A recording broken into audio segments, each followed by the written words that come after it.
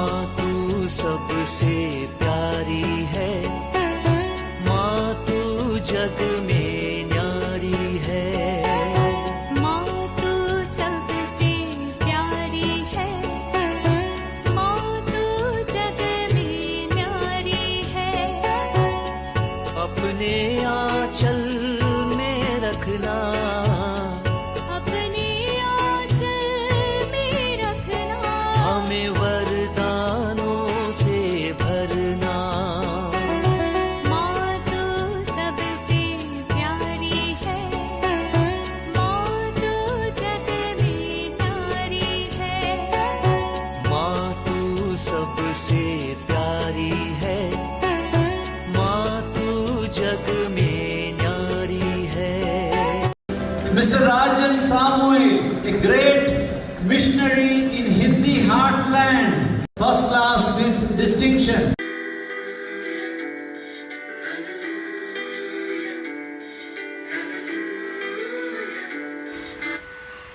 पिता, पुत्र और पवित्र आत्मा के नाम पर आमीन। आप सबों को जय यीशु।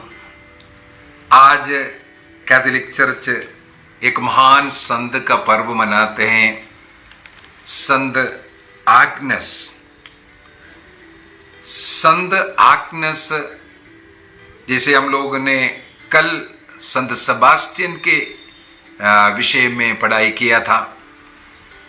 डायक्लिशियन के क्रूर अत्याचार जब रोमा प्रदेश में चल रहा था, उसी समय पर संत आग्नस का जन्म हुआ।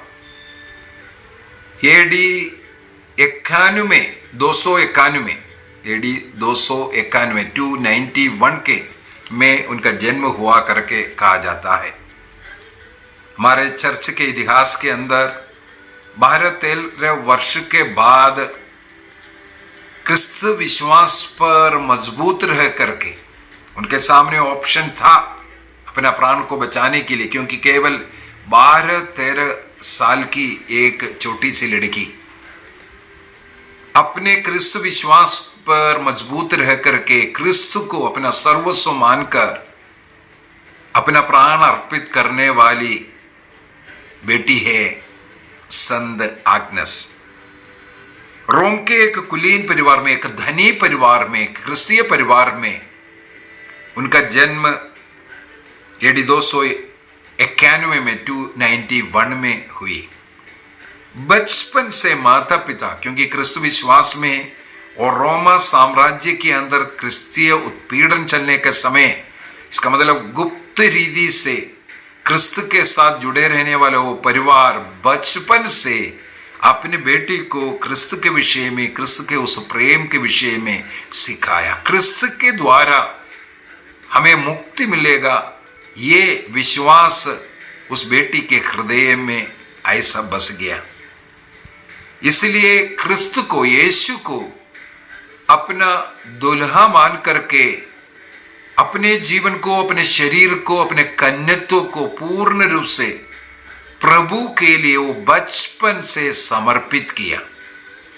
जीवन के अंत तक कुंवारी रह करके प्रभु की सेवा करते हुए प्रभु के प्रेम में जीने का निर्णय वो बचपन में करती है। क्रिस्त को इतना अधिक प्यार करना शुरू किया। मेरे लिए, सारे संसार के लिए मुक्ति का मार्ग दिखाने वाले उस प्रभु को, संसार के पापों के प्रायश्चित कर मरकर जी उठकर संसार को मुक्ति देने वाले उस क्रिस्त में विश्वास घोषणा करते हुए वो भय भक्ति के साथ जीवन बिता रहे थी। और 10-11 साल में ही बहुत ही खूबसूरत लड़की, सब कई लोग उनकी ओर आकर्षित होने लगे। विशेष रूप से कहा जाता है रोमन साम्राज्य के कई अधिकारी लोग इस बेटी की ओर आकर्षित हुआ और कई लोग उनसे विवाह करने का आग्रह करने लगे। लेकिन आग्नस बेटी सबों के उस आग्रह को नकारा, तिरस्कार किया। बोला, मेरा विवाह यीशु से हो गया है। तब सम्राट के अधिकारी लोगों को पता चला ये भी एक क्रिस्त विश्वासी, तो उस नाम से फिर उसको धमकाना शुरू किया, यदि हमसे विवाह नहीं करेंगे तो हम सम्राट को कहेंगे तुम क्रिस्त में विश्वास करते हैं, इसीलिए हमसे शादी कर लो। और कई अच्छे अच्छे ऑफर उनके सामने रखा गया, लेकिन आग्नस अपने जीवन को पूर्ण रूप से क्रिस्त के लिए दे चुका था, इसलिए उसने हर बार उसको मना किया। तो शासकों के कान में इस बेटी के विषय में बताया गया, ये क्रिस्त विश्वासी, इसकी सुंदरता और इसकी ओर आकर्षण के कारण कई अधिकारी लोग इनसे कहा तुम जो रोमन देवी देवता है उसकी पूजा कर लो, तुम्हें हम बचाएंगे। लेकिन उसने साफ साफ इनकार किया, हम इस रोमा साम्राज्य दिखाने वाले सम्राटों का या किसी देवी देवताओं का पूजा नहीं कर सकता, क्योंकि एक ही ईश्वर है, उससे एकमात्र ईश्वर में विश्वास करने से ही मुक्ति मिल सकती है, इसलिए उस क्रिस्त को छोड़ करके मेरे लिए कोई ईश्वर नहीं है, ये इसकी घोषणा करते हैं। इनको सबक सिखाने के लिए आज्ञा हुआ, इन्हें नंगा करके वेश्यालय में छोड़ने के लिए, वेश्यावृत्ति के लिए कहा जाता है। सड़क में इन्हें नंगा घुमाया गया और वेश्यावृत्ति के लिए उन्हें वेश्याओं के साथ छोड़ा। तब स्वर्गदूतों ने इनकी रक्षा की कर करके इतिहास कहते हैं। इनके बाल इतना अधिक बढ़ करके शरीर को ढका, ऐसा भी मुझे पढ़ने के लिए मिला। या इसका अर्थ यह भी हो सकता है स्वर्गदूतों के द्वारा किसी को इनके नग्न शरीर की ओर देख करके आकर्षित होकर के इनको लज्जित होने से बचाने के लिए स्वर्गदूत ने इनकी शरीर को ढका होगा, यह भी कहा जाता है। लेकिन इतिहास के अंदर ये पढ़ने के लिए मिलता है, इनका बाल ऐसा बढ़ करके इनका शरीर को ढका, नग्न शरीर को ढक कर रखा करके। और उस वेश्यालय में भी ईश्वर ने स्वर्गदूतों को भेज करके उन्हें पवित्र रहने के लिए, उन्हें कन्यत्व को भंग किए बिना वहां से बाहर निकलने की कृपा दिया। इतना पीड़ा देने के बावजूद भी ये नहीं मान रहा है, इसलिए सम्राट ने इसे आग में डाल करके मार डालने का आज्ञा दिया। उसी प्रकार इस बेटी को उठा करके आग के अंदर डाला, आग बुझ गया, लेकिन इनको कोई हानि नहीं पहुंचा। यह देख करके सम्राट ने आदेश दिया, इसका सिर काट करके इन्हें खत्म करो, मार डालो। इस प्रकार 21 जनवरी इनके शहादत का दिन है। AD 304 में डायक्लेशियन का जो साम्राज्य के समय पर 304 21 जनवरी के दिन इनकी हत्या की गई। संत आग्नस का बॉडी बाद में क्रिस्तीय विश्वासी लोग उठा करके रोम में दफनाते हैं। आज एक बेसिलिका है उनके उस कब्र के ऊपर, संत आग्नस के नाम से ही आउटसाइड द वॉल संत आग्नस का बेसिलिका बोल करके है। अभी हमें मालूम है 21 जनवरी इनके संत आग्नस के शहादत के उस दिन में कलीसिया में एक नया प्रथा शुरू किया।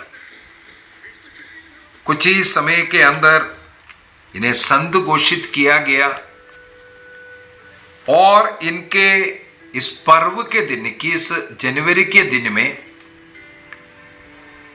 2 भेड़ों को आशीष देकर के उसका बाल काट करके उससे जो बनाने वाला पालियम,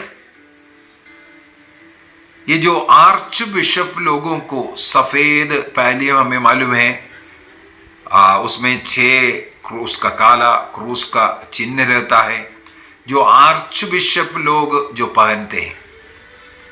संत पापा के द्वारा 29 जून के दिन में नया जो आर्च बिशप बनते हैं उनको रोम में दिया जाता है। उसके लिए जो वूल जो निकालता है वो संत आग्नस के पर्व में 2 भेड़ों को आशीर्वाद किया जाता है और उससे निकालने वाला वूल से ही उस पालियम को बनाते हैं। उसका कुछ कारण है। हमें कई जगहों पर संत आग्नस का फोटो ऐसा तस्वीर ऐसा मिलता है, एक शीप को, एक भेड़ को हाथ में उठा करके रखने वाली एक संत। क्या कारण है? इसके पीछे मुख्यतः 2 कारण हैं। नंबर फर्स्ट, इनके कब्र में इनका माता पिता एक बार प्रार्थना कर रहे थे, तब उस कब्र में उनको अपने बेटी इसी प्रकार एक भेड़ को हाथ में उठा करके खड़ी है, इस प्रकार का एक दर्शन मिला था उनके माता पिताओं को।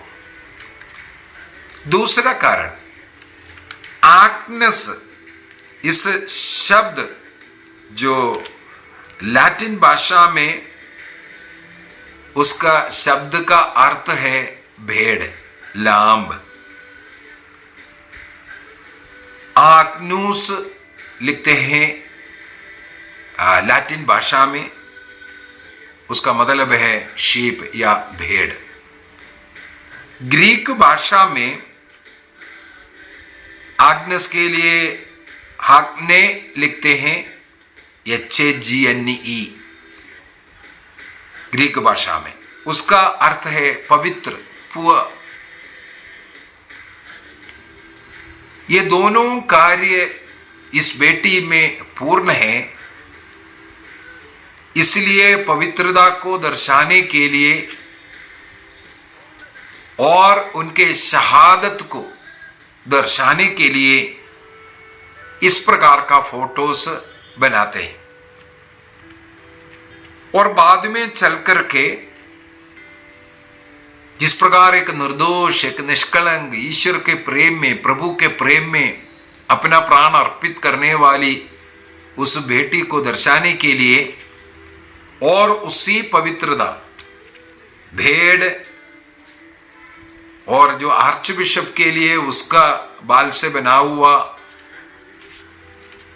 ये पालियम देना का मतलब हो गया वो शेपर्ड, वो चरवाहा, क्रिस्त के समान वो चरवाहा।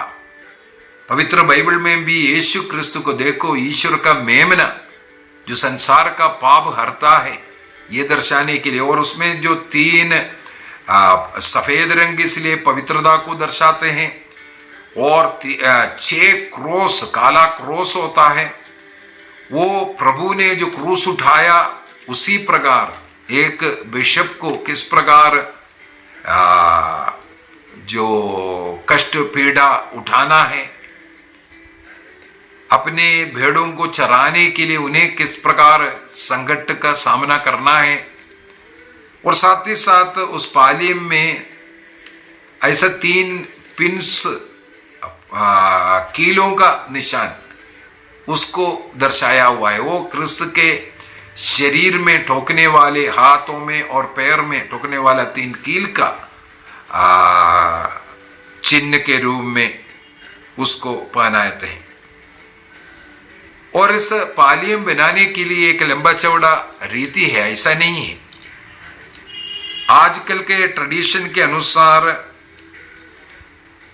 रोम में जो सेंट पॉल्स बेसिलिका, हम लोग यूरोप गए थे तब मैंने सेंट पॉल्स बेसिलिका सब गया था, उसका वीडियोस हमारे इस यूट्यूब चैनल में हमने डाला है। उस सेंट पॉल्स बेसिलिका के पास एक आश्रम है, ट्रापिस्ट फादर्स रहने वाला। वहां पर उन लोग भेड़ों को पालते हैं।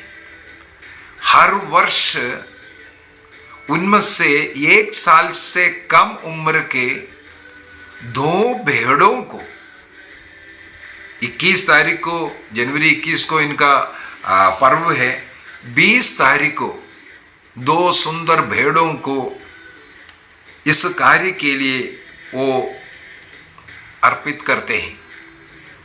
उसको वहां पास में रहने वाले होली फैमिली सिस्टर्स, इन ट्रापिस्ट फादर्स पुरोहितों से उन लोग पालने वाले 1 साल से कम उम्र के 2 भेड़ों को वहां पास में रहने वाले होली फैमिली सिस्टर्स अपने कॉन्वेंट में लेके जाते हैं 20 तारीख को।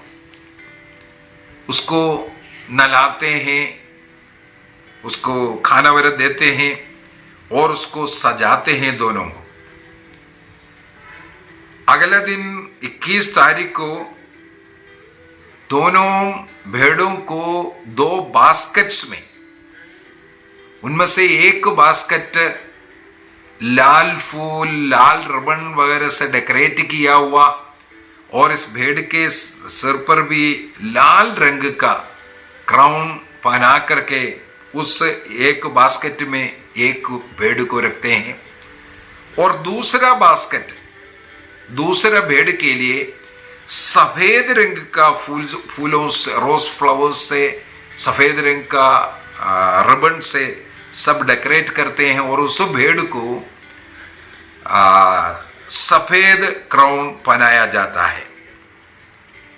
जो रेड बास्केट है उस पर सेंट एग्नेस मार्टियर कर करके उसको साम, इन शॉर्ट में SAM, सेंट एग्नेस मार्टियर, शहादत होने वाले, अपने विश्वास के पर मजबूत रह करके अपने प्राण अर्पित करने वाले उस एग्नेस का प्रतीक के रूप में उस मेमना, उस बास्केट वाला, लाल बास्केट वाला मेमना। और दूसरा बास्केट सेंट एग्नेस वर्जिन, अपने कन्यात्व को भंग किए बिना कन्याएं रह करके क्रिस्त के लिए अपना पवित्रता को अर्पित करने वाली, ऐसे शहादत होने वाले उस एग्नेस को दर्शाने के लिए दूसरा भेड़, दूसरा बास्केट के अंदर उसमें SAV लिखा हुआ, पहला वाला लाल वाला में SAM मार्टियर, शहादत को दिखाने के लिए और अपना जीवन पूर्ण रूप से ईश्वर के लिए समर्पित कर पवित्र जीवन जीने वाले को दिखाने के लिए, SAV वर्जिन दिखाने के लिए। इस प्रकार का 2 बास्केट में रख करके इन मेमनों को 21 तारीख को संत एग्नेस का नाम पर जो बेसिलिका है उस बेसिलिका में लेके आते हैं। वहां पर पवित्र मिस्सा बलिदान होगा। उसके लिए नियुक्त एक कार्डिनल हैं, उनके अगुवाई में, और मिस्सा के दौरान एक लंबा जुलूस कन्याओं का, छोटे बच्चे कलरफुल इसी प्रकार का ड्रेस सब पहन करके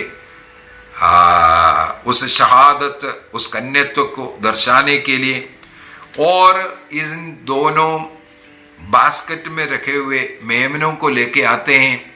उनके द्वारा इस संत एग्नेस के कब्र के ऊपर जो वेदी है वहां पर उसका आशीर्वाद करते हैं। इसके बाद इसी बास्केट के अंदर इस मेमने को लेकर के सीधा संत पापा के जो अपोस्टोलिक पैलेस है वतिकान में, वहां जाते हैं।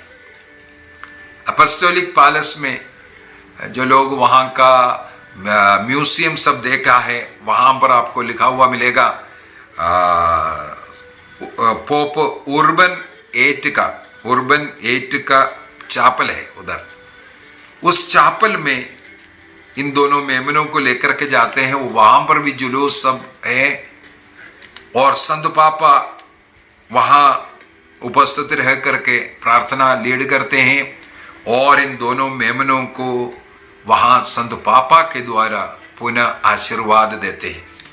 आशीर्वाद देने के बाद इन दोनों बास्केट में इन मेमनों को वहां के बेनेडिक्टाइन सिस्टर्स बेसिलिका ऑफ सिसिलिया के पास रहने वाले बेनेडिक्टाइन सिस्टर्स इन दोनों मेमनों को लेकर के जाते हैं उन बास्केट में। इसके बाद आगे आने वाले 3-4 महीना उसका पालन पोषण करना इन बेनेडिक्टाइन सिस्टर्स का काम है। वहां पर होली वीक तक इसका देखभाल करते हैं इन सिस्टर्स के द्वारा। इसके बाद होली वीक के समय पर विशेषकर मोंडी थर्सडे, पुण्य बृहस्पतिवार के दिन में इसका बाल काटा जाता है और उस ऊन को रखते हैं। ईस्टर के बाद इन्हीं सिस्टरों के द्वारा पालियम बनाया जाता है। पालियम बनाने के बाद उन पालियम को सेंट पीटर्स बेसिलिका में लेकर के जाते हैं। सेंट पीटर्स बेसिलिका में जहां संत पेत्रुस का कब्र है, उसके पास में एक सिल्वर बॉक्स के अंदर इन पालियम को रखते हैं। देखो, संत पापा पहला पोप का कब्र के पास उसको सुरक्षित रखते हैं। कब तक? 29 जून हमें मालूम है संत पेत्रुस और पौलुस का पर्व है।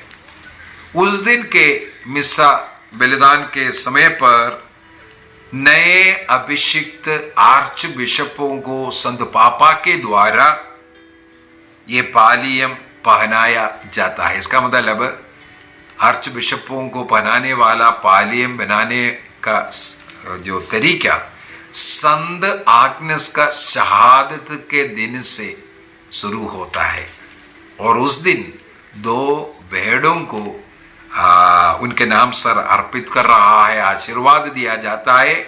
उसका ऊन निकाल करके ये पालियम बनाया जाता है। संत आग्नेस का आदर सम्मान आज भी कलीसिया में इस प्रकार हो रहा है। उनकी उस पवित्रता, उनका वो धैर्य, छोटी बेटी फिर भी। अब ये पालियम सबसे पहली बात है जो अपोस्टोलिक अथॉरिटी के साथ बिशपों का जो रिलेशन उसको दर्शाने के लिए यूनिटी विथ पोप, और साथ ही साथ एक शेपर्ड संत पेत्रुस पहला पोप वहां पर रखा हुआ वो पालियम को पोप के द्वारा पहनाना। इसका मतलब उस शेपर्ड ईश्वर ने, ईसा मसीह ने जिसे चुन करके अधिकार दिया उन भेड़ों को चराने के लिए, उन सच्चा गडरिये लोगों का एक रोल दिखाने के लिए, और एक बिशप बन करके उनका क्या क्या कर्म है, अधिकार है, उस रिस्पॉन्सिबिलिटी को पूर्ण रूप से चाहे कितना भी कष्ट उठाना पड़े, जैसे मैंने बोला है उसमें वो क्रॉस लगाया हुआ है ईसा मसीह के क्रूस को दर्शाने के लिए, क्रूस उठाने के लिए, मरने के लिए तैयार हो करके एक व्यक्ति उस योग्य है ये बोल करके ही उन्हें बिशप बनाया जाता है। तो इसी प्रकार उस पालियम को पहनाना और पालियम का बनाना और ये सब संत आग्नेस के पर्व से कैसे जुड़ा हुआ है, इसको मैं बोलने के लिए चाहा था। आइए हम अपनी आंखें बंद करें। जिस प्रकार 13 साल की उस बेटी निडरता के साथ क्रिस्त को स्वीकार करती है और क्रिस्त के नाम पर मरने के लिए भी तैयार है, लेकिन क्रिस्त विश्वास को त्यागेंगे नहीं। अंधविश्वास में, अविश्वास में, मूर्ति पूजा में नहीं जाएंगे, संसार के सुख उसके पीछे नहीं जाएंगे। जीवन के अंत तक पवित्र रहना, अपने कन्यत्व को सुरक्षित रखना, चाहे उसके लिए मरना भी क्यों ना पड़े। संत आग्नस ये उदाहरण हमें दिया। संत आग्नस से प्रार्थना करें, हमें भी इस प्रकार धैर्य के साथ, विश्वास के साथ पवित्र एवं विश्वासी जीवन जीने की कृपा के लिए प्रार्थना कीजिए। प्रभु हम सबों को आशीष दे, पिता, पुत्र और पवित्र आत्मा के नाम पर, आमेन। आप सबों को जय यीशु।